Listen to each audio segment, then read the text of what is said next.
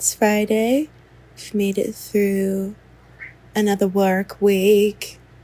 Hello. Charlie and I have just had pretty decent sleep. I went to bed at 11-ish, which I'm pretty proud of. I've been trying to go to bed a little bit earlier because I am so tired all the time. Yeah, I'm gonna bake banana bread this morning.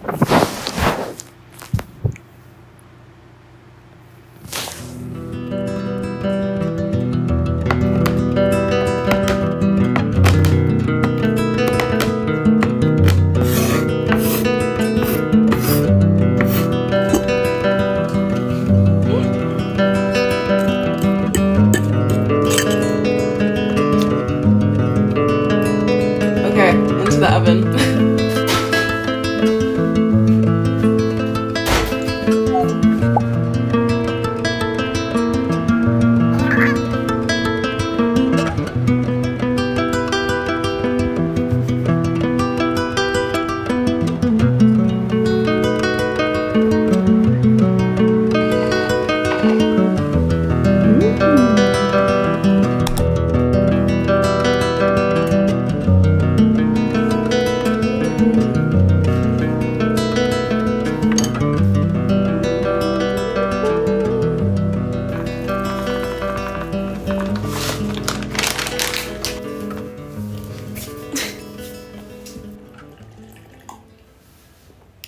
Wait, I'm just looking at this tea bag. I've never realized that they had quotes on them. This one says, "Settling is not an option." This is my raspberry herbal tea.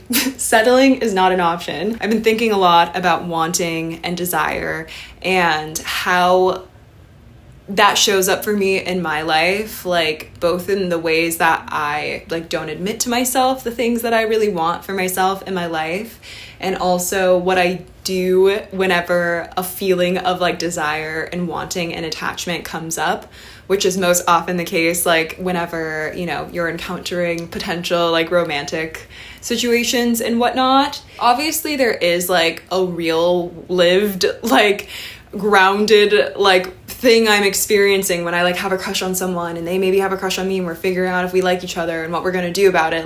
There is an actual real tangible thing that's going on. But I also do feel relationships and dating are a really interesting playground sort of for the psyche to bring about a lot of awareness, I guess, to my internal patterns. And in this most recent sort of situation that I found myself in, the thing that I am seeing within myself really highlighted is how tightly I hold on to a circumstance. I feel I always want to hold on extremely tightly to people and to circumstances and to relationships, because I'm scared that if I don't, that the relationship will kind of disappear or fall apart.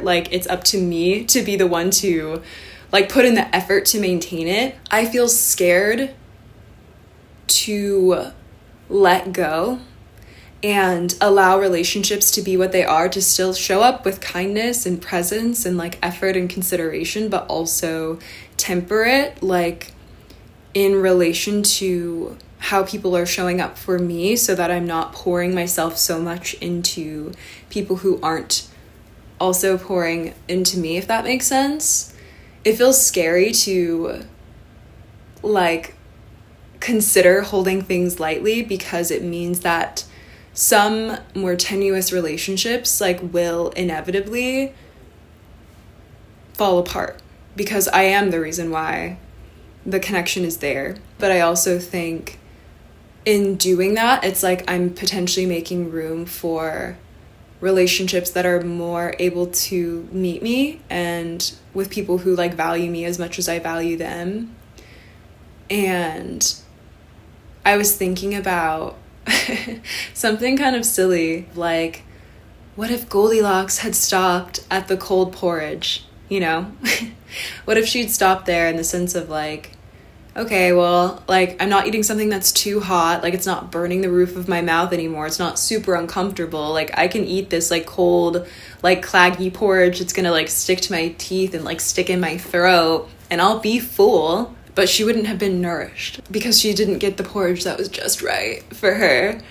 And I know it's silly, and I don't even know if like whatever the original like intent of the Goldilocks tale is, but I was just thinking about that and like how I think maybe it's just like the human fear of being alone, and I think that's something I feel really deeply. I've felt lonely my entire life. I feel like I was very aware of that from like the moment I had like conscious thought. I was like, I'm so deeply alone in this human experience. And so I think it's really natural to want to hold on to any kind of relationship so long as you have something. But I think when we do that, it's like, you know, we are filling ourselves up and taking up space in our lives that keeps it full but not nourishing. There's something to be said about not settling.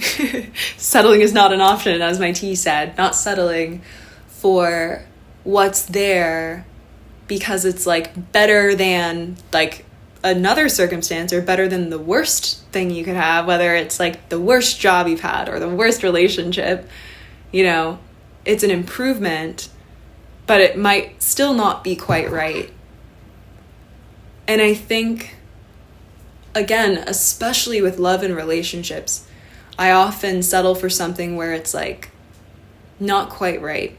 I tend to get really emotionally involved in dynamics where love given is not reciprocal. Because of that, like relationships that trigger that sort of dynamic, even though they are not nourishing, they are the cold porridge, they're so familiar, and there's something comfortable about it, I guess, because it's like I get to put the blame and responsibility for the success of the relationship on myself.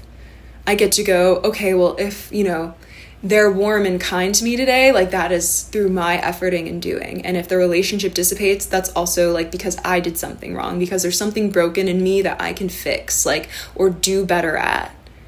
Instead of acknowledging that like relationships are like built by two people who are like equally or should be equally contributing to it. And like they neither grow nor like destroy themselves like without sort of the hands of both people. I think I'm still learning how to separate that sort of dynamic or pattern that is attractive to my nervous system because it's so familiar from what like the actual attraction I feel to a person outside of that dynamic. Like, again, like the questions of, am I too much? Like, do they like me? Am I being annoying? Am I blah, blah, blah, blah? The question should be, am I comfortable being myself here? Do I feel like I can show up like and be silly or imperfect or honest, and this person remains curious about me? And like, do I like them? Do I enjoy them? Like, do I like respect them and like appreciate their outlook on life? Like, do we share the same values? Like, questions that are centered around actually like qualitatively looking at the connection beyond the pattern of trying to earn their love, because that pattern is like a hook. It's not to say that people who are anxiously or avoidantly attached can't cultivate successful relationships, but I just think something that I can take responsibility for so that maybe I'm able to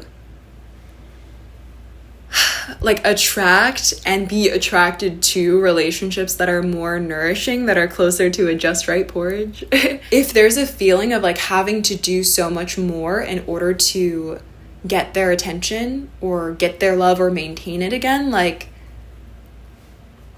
maybe that's just not the right connection.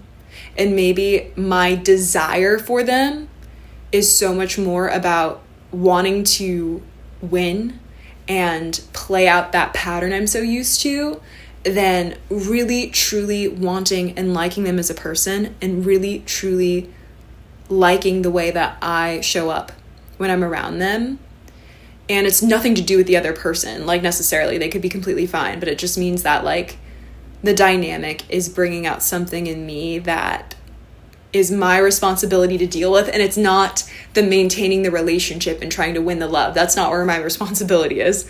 My responsibility is learning to hold things lightly, to show up honestly and kindly and fairly, and to not sort of extend my efforts beyond that in situations where the other person doesn't have the capacity to meet me. And again, that's fine. But I think it puts a lot of unfair pressure on both parties when I think by my exhausting myself for someone, that will be the thing that then suddenly makes them have the capacity for me.